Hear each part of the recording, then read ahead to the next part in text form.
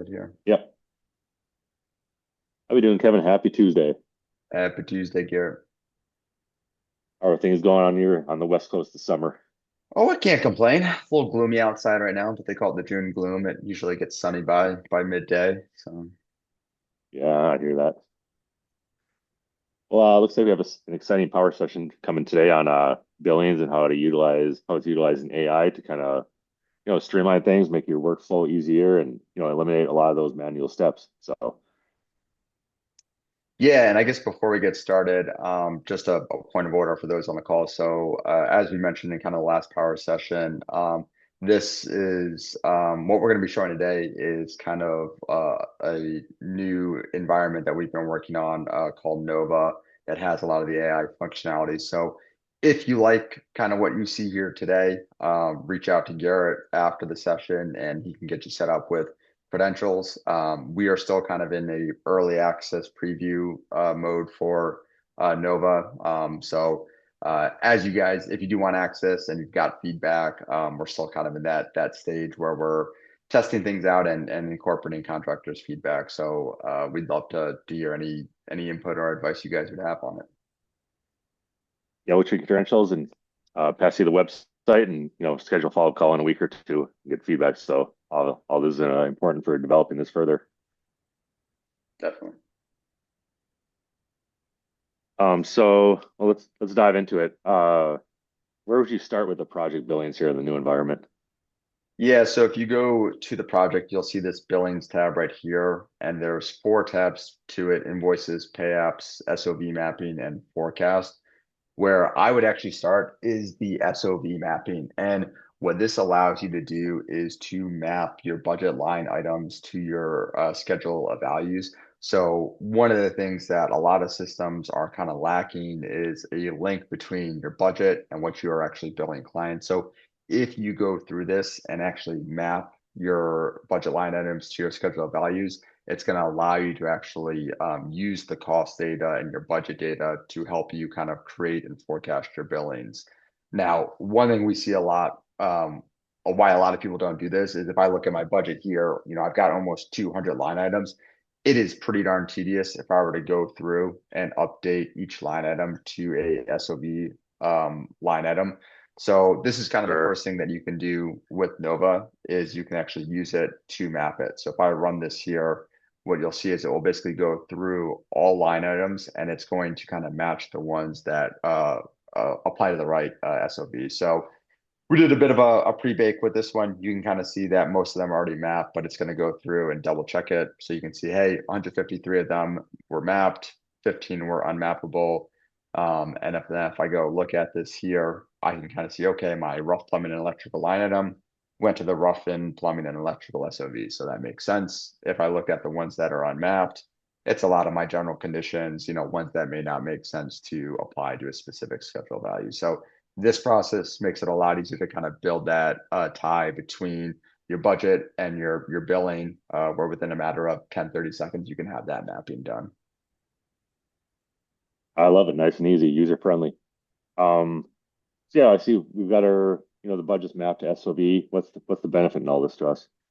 Yeah, so the reason you want to do this is once you've got that budget tied to your SOV, because what you're probably doing is you're probably forecasting your costs month over month. So if you've got that budget done, if I go to my billing forecast now, what I'm going to see is that billing forecast is going to pre-populate on the SOV. So for each SOV, I don't need to come in here and forecast that line item individually because it already knows what my cost is, what my budget is on that line item is. I can calculate the percent complete and it can kind of say, okay, in each month in June, you're going to be 36.3%, in July, 68.4% complete.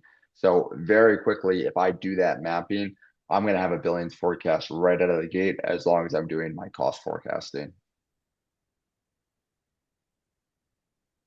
Noted. And I guess now that we're talking about forecasting, can I manually update the forecast? Yeah, so that's like obviously, it's not going to be always going to be a perfect one-to-one where what you're forecasting from your cost is going to be exactly what you built. You might want to be a little bit more aggressive on some of your line items, or there might be certain reasons why you're going to bill earlier. Maybe if you got deposits for material or something like that. So you can always come in and update an individual line item here.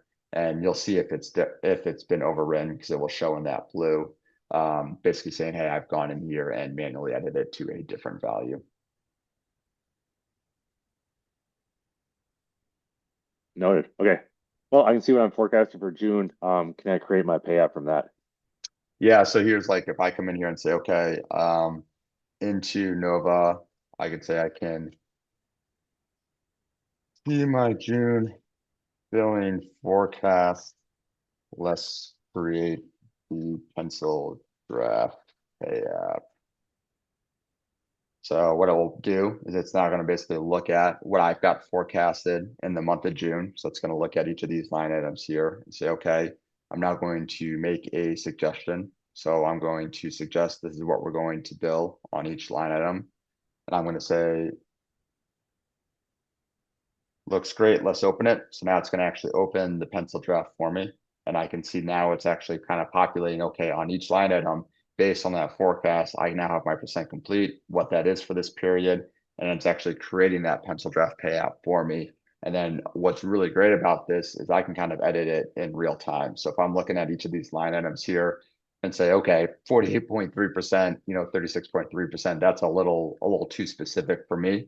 I could say, hey, update each line item to round up to the nearest 10%.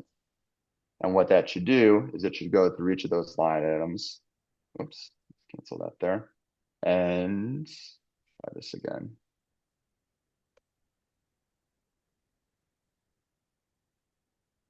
Oop.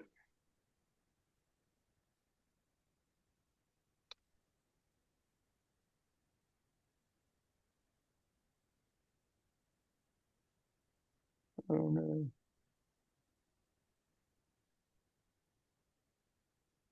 Let's open pencil.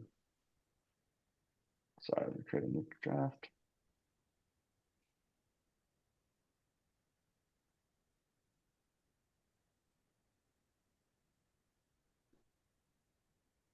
All right, let's open it back up.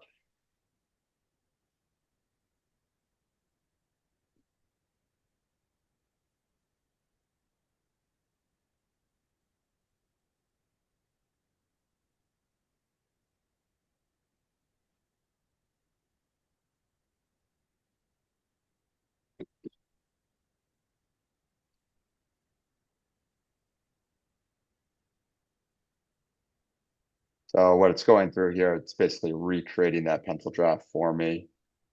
So, and hopefully it should open in just a second here. So it's going through looking at forecast.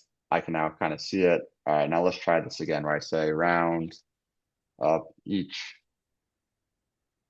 line item to the nearest 10%.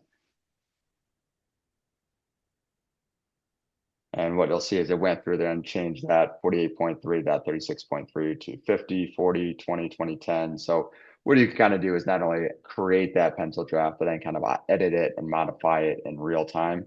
So then you can actually kind of create it and modify it. And then once it's good, you say create pencil draft and then actually create it for you. Nice. Okay. All right. So now we submitted our billing. How can I see what's outstanding on a specific project? Yeah, so I can open up Nova again. I can say, show me my outstanding invoices on this project. And what it's going to do is it's going to look at and pull all of my outstanding AR that I have on this project. So I can see I've got one outstanding invoice. So it looks like it's been aging for 49 days. If I want to draft a follow-up email for it, I can come in here and say, all right, 49 days, it's probably beyond casual. I don't need to be urgent though. Let me write a firm draft. I can generate the email for it. It will come in here, generate. I can say, okay, that looks good. And then I'm going to come in here and send that email. And now that email has been sent out to my client. So real quickly, I can go from seeing, hey, what are my outstanding invoices to actually directly following up with my client to kind of say, hey, what's the status of this payment here? Sure. Real quick, I noticed there's a copy and a send button. Can we edit that email in Nova, or do we have to copy and Yeah, repaste it? Definitely, yeah. So if you wanted to modify the body of that, it's basically an editable field where you can kind of type in or modify it if you're not completely happy with the text that got created by Nova. Perfect. I like it. All right, so let's say they're going to pay in 3 weeks from now. What do I do with this information? Yeah, so I could come in here and say heard back from the client and they are going to pay in 3 weeks. And what you'll see is that it's going to come in here and actually update that payment date. So right now I'm forecasting June 26th, and you can see that I got updated to July 7th. So real quick, I can kind of send that email out, take the feedback, and then actually go and update my payment dates. And then, if I go to my invoices tab here, I can kind of see the status of everything. So I can see kind of what's total billed, over under billing, total collected, average days to pay. I can see that new updated payment date for that one invoice. So I still have all that information if I want to go look at the dashboard, but using Nova, I can kind of query things very quickly and then kind of update things in real time to kind of make sure everything is as accurate as it needs to be. I like it real simple. Use Nova to get these things complete. That's kind of it for questions today. Anything, maybe we haven't addressed. No, I think the big one that what we're trying to do with Nova is really to tie together kind of all the miscellaneous pieces using AI. So if you can think of your normal project, you got your cost, you've got your billings, you've got your AR invoices. What we're trying to do is build the connected tissue between each of those. So that's what that SOV to cost code budget line item mapping is basically saying, hey, how do I tie my budget and my cost to what I'm actually billing? Then I can kind of create my billing forecast. Once I can create my billing forecast, well, then I can actually create that pencil draft and send that out to the client. Once I'm able to send it out to the client and they approve it, I then need to kind of follow up on those AR invoices, know when I'm going to get paid. So I have the ability to send emails directly to your client and then update that payment date. And then you kind of know when you're actually going to expect to get paid on it. So we're trying to close that whole loop through or workflow with Nova to kind of go from, hey, how do I go from cost to billings to invoice to cash? Yeah, absolutely. And I mean, I know it's terms billing is kind of, a faster process, more user friendly, and hopefully make it more consistent on your end. So keep an eye on Definitely. that cash flow. But yeah, I know we got maybe 2 minutes here, so kind of open up to questions. And like we said, if you don't have credentials yet, please reach out and we'll get those to you along with the website. And we're eager to hear your feedback in a week or two. Very cool.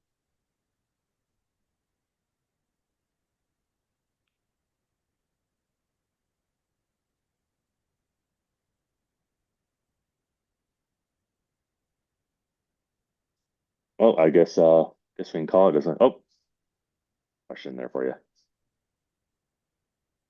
Yeah, so when in the process can we post the AR in Foundation? Can we import this schedule of values? So the schedule of values will flow from what you have set up in Foundation.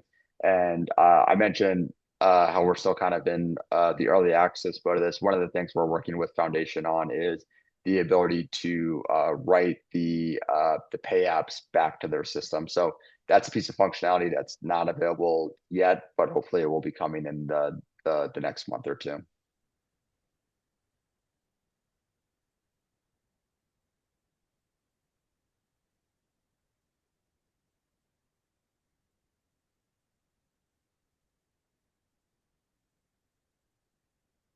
Very cool. Well, I think that's all the questions we got. Sounds good. And I think we're touching on AI again in the next power session on smarter cost forecasting. So be another good one. Very cool. So appreciate everyone for joining and thanks for the question, Tony. And we'll talk to you everyone soon. Thanks, Garrett. You got it. Bye.